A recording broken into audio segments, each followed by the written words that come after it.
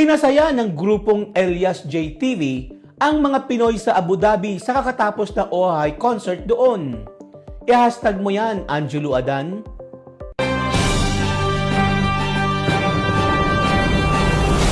No, you're very busy person po, attorney, but thank you for coming here at Elias JTV Band live in Abu Dhabi. So what can you say about your experience here po sa Elias concert? Well, it was fantastically great.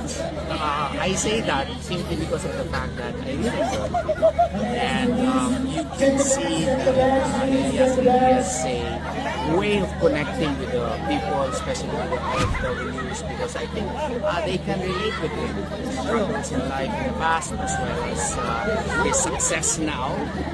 It seems that he gives hope to our Filipinos. So what makes this concert different from your experiences before?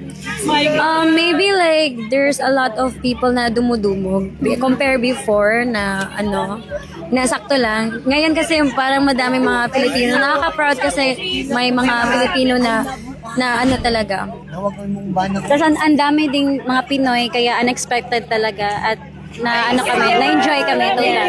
Enjoy. Very good. No, really good. I was really impressed.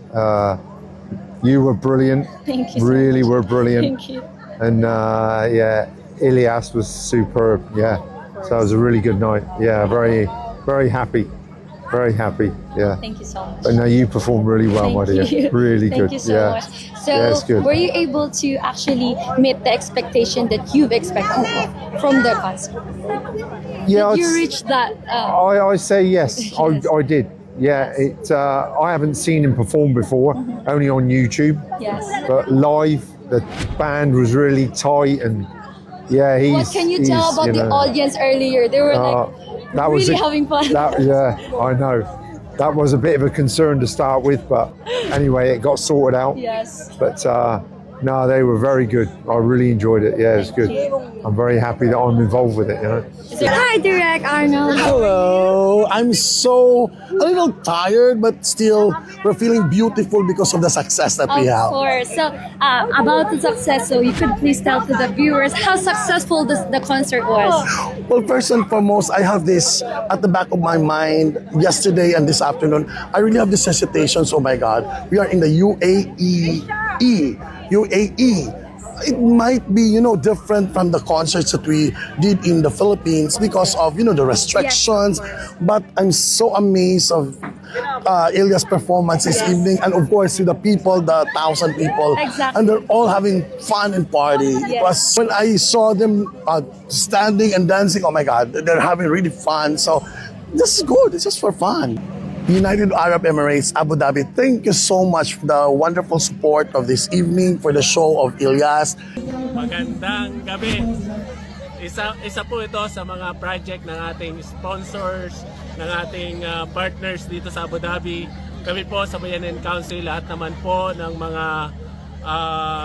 parating at mga projects ay ginagampanan din namin na give and take. Binibigay din namin ang aming suporta para sa mga partners and sponsors dito sa Abu Dhabi. It was a great opportunity na makita namin si Elias na sumayaw yung signature dance step niya. And then I'm hopefully mga next event na makapunta kayo sa mga hindi nakapunta. And then sa mga nakapunta at nanood ngayon, thank you sa support niyo. Sa mga kababayan natin na talagang even last minute, they buy the tickets, they come here right after the work. So we really appreciate as kabayan community, sinuportahan yung our very own and very humble Elias JTV. Maraming salamat nga po pala sa lahat ng mga kababayan namin na pumunta dito sa Abu Dhabi. Yan, sana napasaya namin kayong lahat.